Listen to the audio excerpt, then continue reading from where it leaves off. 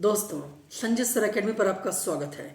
इतिहास विषय पर, चाहे वो पीजीटी का एग्ज़ाम हो, यूपीएससी का एग्ज़ाम हो, जीडीसी का एग्ज़ाम हो या जीएससी प्रवक्ता का एग्ज़ाम हो, इतिहास विषय पर सबसे अच्छी तैयारी, जोरदार तैयारी और टफ से टफ सवालों की व्याख्या, चाहे वो विश्व इतिहास का हो, आधुनिक भारत का हो या मध्यकालीन भारत का या आपका प्राचीन भारत का हो, संजय सर एकेडमी आपकी फुल तैयारी करवाएगा।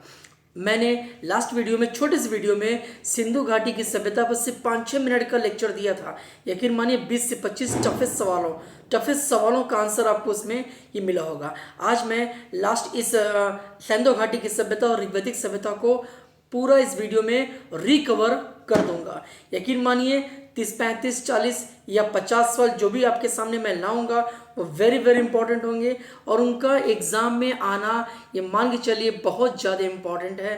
वो एग्ज़ाम में आएंगे, अति संभावित वो प्रश्न होंगे और सबसे टफेस्ट प्रश्न होंगे। ठीक, तो चलिए बिना देर किए शुरू करते हैं। ऋग्वैदिक उत्तर वैदिक युग, सबसे टफेस्ट सवालों के लिए आप लोग तैयार हो जाइए। उपाध्याय, ये लोग कौन थे?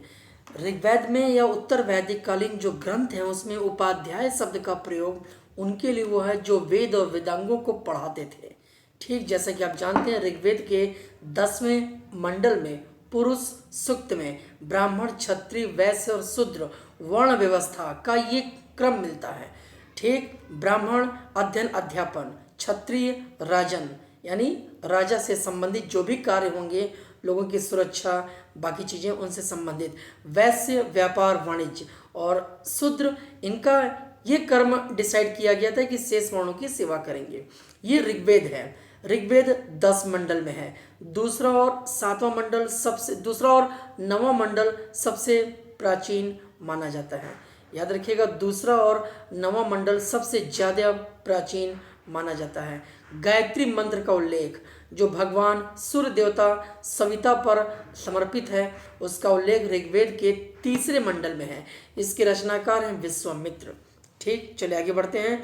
संस्कारों की अगर हम बात करें तो मनुस्मृति में सब मिलाकर गर्भाधान से लेकर अंतिम अवस्था तक, अंतिम संस्कार जो है सब मिलाकर 13 संस्कारों का उल्लेख मिलता है, लेकिन बाद के अन्य स्मृति ग्रंथों में 16 संस्कारों का उल्लेख मिलता है। आगे बढ़े, ऋग्वेद में गाय को अगण्य माना गया है, न मारने योग्य। गाय, याद रखिएगा, ऋग्वेद में सबसे मूल्यवान जंतु या कोई वस्तु गाय को माना जाता है। जिसके पास जितनी ज़्यादा मात्रा में गाय होती थी, वो अपने समय का, ऋग्वेद की बात कर रहा हूँ, ऋग्वैदिक युग का, ऋग्वैदिक आर्थिक समाज का वो सबसे बड़ा धनवान व्यक्ति होता था। जितनी अधिक गाय उतना अधिक धनवान व्यक्ति। गायों को रात में चोरी करके सुबह उनको बेच दिया जाता था। ये एक विशेष प्रकार के एक वर्ग जो था ऐसा भी था, पड़ी या पानी कहते थे, पड़ी या पानी।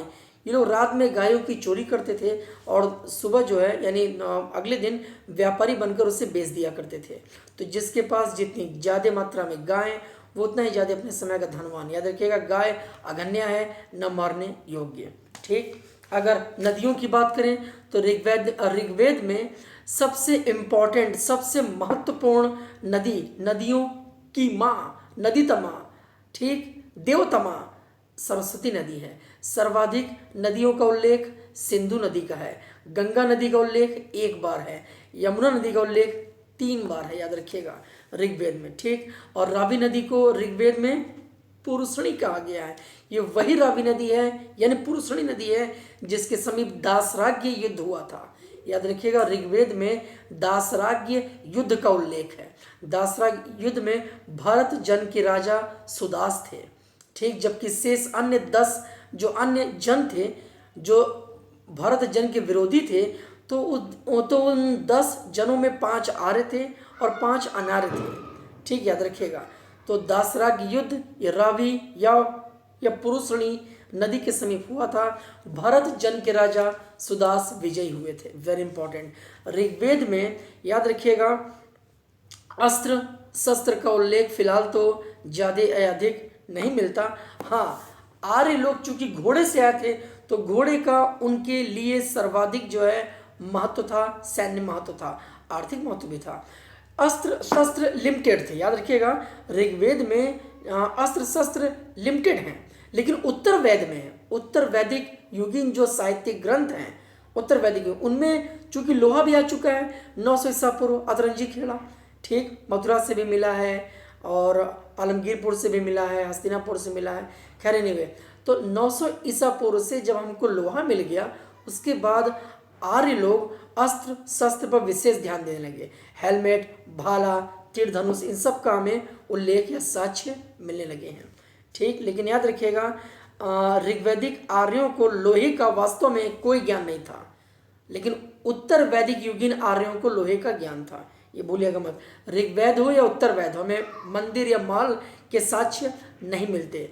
याद रखिएगा ऋग्वैदिक समाज या उत्तर वैदिक समाज ग्रामीण समाज था, जबकि सैंधव समाज नगरीय समाज था। याद रखिएगा सैंधव आर्थिक संदर्भ में अगर देखें तो अंतर्राष्ट्रीय व्यापार था, अंतर्राज्यीय व्यापार के साथ साथ अंतर्राष्ट्रीय व्यापार भी था, जबकि ऋग्वेद और उत्तर वेद में मात्र अंतर्राज्यीय व्यापार ही थे, ठीक। याद रखिएगा ऋग्वेद में अगर राजनीतिक व्यवस्था की हम बात करें तो जैसा कि मैंने आपको बताया था अनेक एक तो फैमिली होती है, एक फैमिली होती है, एक परिवार होता है।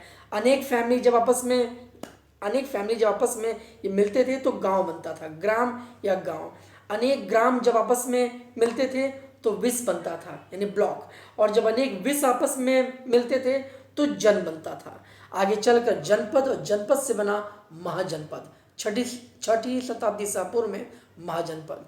महात्मा बुद्ध और महावीर स्वामी के समय उत्तर भारत में 16 महाजनपद विद्यमान थे। जैन धर्म ग्रंथ भगवती सूत्र इस बात का उल्लेख करता है, ठीक। चलिए आगे बढ़ते हैं। अगन्या हो चुका है, अगन्या ये बार बार सब पूछा गया। हाँ, ऋग्वेद में ऋग्वैदिक जो मंत्र हैं स्तुति गान है, ठीक है, 1028 सूक्त हैं और 10,532 या इसके आसपास मंत्र हैं, ठीक। और हाँ, सामवेद अधिकांशतः ऋग्वेद पर आधारित है। याद रखिएगा सामवेद अधिकांशतः ऋग्वेद पर आधारित है। और हाँ, ऋग्वेद में जो भी मंत्र हैं उनको बोलने के लिए विशेष प्रकार के ऋषि हुआ करते थे, उनको होता ऋषि कहते थे।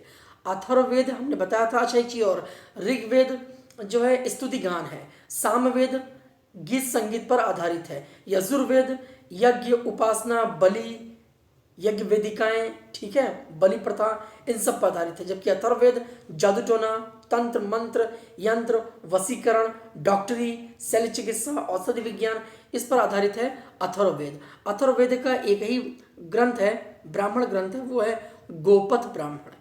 अथर्ववेद का एक ही ग्रंथ है गोपथ ब्राह्मण। चलिए बात करते हैं ऋग्वेद की बात, तो इसके स्तुति गान को होता ऋषि गाते थे। यजुर्वेद की बात करें तो अध्वर्यु ऋषि गाते थे। सामवेद की बात करें तो उद्गाता, और अथर्ववेद के मंत्रों की बात करें तो ब्रह्म ऋषि। तो ये सबको भूलिएगा मत, वेरी वेरी इंपॉर्टेंट। फिर आगे बढ़ते हैं ऋग्वेद पर, उत्तर वेद पर, ठीक है। जैसे आपसे ये पूछा जाता है कि चारों आश्रमों का उल्लेख हमें कहाँ मिलता है, जाबाल उपनिषद, इसमें चारों आश्रमों का उल्लेख हमें ये मिलता है। तमसो माह ज्योतिर्गमय, अंधकार से प्रकाश की ओर, इसका उल्लेख कहाँ मिलता है, वृहदारण्य उपनिषद में। तमसो माह ज्योतिर्गमय, इसका उल्लेख हमको वृहदारण्य उपनिषद में हमको मिलता है, भूलिएगा मत, वेरी वेरी इंपॉर्टेंट। जबकि सत्यमेव जयते हमको मिलता है मुंडक उपनिषद में, ठीक, याद रखिएगा, भूलिएगा मत। चलिए आगे बढ़ते हैं। महाभारत का मूल नाम जय संहिता भी है, भूलिएगा मत, ठीक है। 24,000 श्लोकों का संग्रह है महाभारत, ठीक। और अछूत की अवधारणा याद रखिएगा, अछूत की अवधारणा सूत्र काल में दिखाई देती है, धर्मशास्त्रों के समय दिखाई देती है, सूत्र काल में दिखाई देती है, ये ध्यान में रखिएगा। ऋग्वेद या उत्तर वेद में अछूत की अवधारणा नहीं है, लाइन सही है, ठीक, याद रखिएगा। चलिए गायत्री मंत्र मैंने अभी बताया, इसका उल्लेख ऋग्वेद के 3रे मंडल में है। रचनाकार हैं विश्वामित्र, और गायत्री मंत्र भगवान सूर्य देवता यानी सविता पर समर्पित है, आधारित है, ठीक, याद रखिएगा।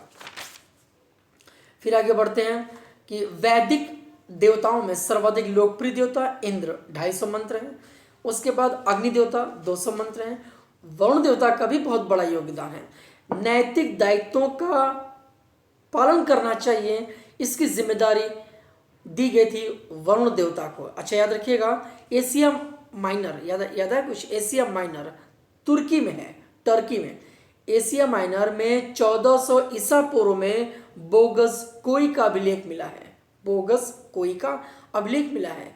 इसमें हित्तानी और भित्तानी दो समुदायों, दो जनजातियों के बीच युद्ध हुआ। उसके बाद एक समझौता हुआ, समझौते में कुछ शर्तें लगाई गई। शर्तों का ठीक ढंग से निरीक्षण हो सके इसके लिए 4 देवताओं को साक्षी माना गया, इंद्र, मित्र, वरुण और नसत्य। याद रखिएगा 4 देवता, इंद्र, मित्र, वरुण और नसत्य। ये साबित करता है कि आर्य लोग टर्की से आए थे, मतलब टर्की वाले रास्ते से होते हुए आए थे। टर्की वो लोग गए होंगे, इराक, ईरान, अफगानिस्तान, पाकिस्तान, फिर यूपी बिहार तक आए। वेरी वेरी इंपॉर्टेंट, याद रखिएगा। पाटलिपुत्र, बिहार, मगध, अंग मगध। चलिए आगे बढ़ते हैं। ठीक, दासराग युद्ध, ये मैंने आपको सब ये बता ही दिया। ठीक, ऋग्वेद में सभा और समिति, अगर राजनीतिक संस्थाओं की बात करें तो सभा, समिति, विदत। ऋग्वेद की सबसे प्राचीन राजनीतिक संस्था विदत है। ठीक, सभा वरिष्ठ लोगों की, गणमान्य लोगों की, विद्वान लोगों की, ईमानदार लोगों की एक तरह से काउंसिल हुआ करती थी, एक परिषद या संगठन हुआ करता था।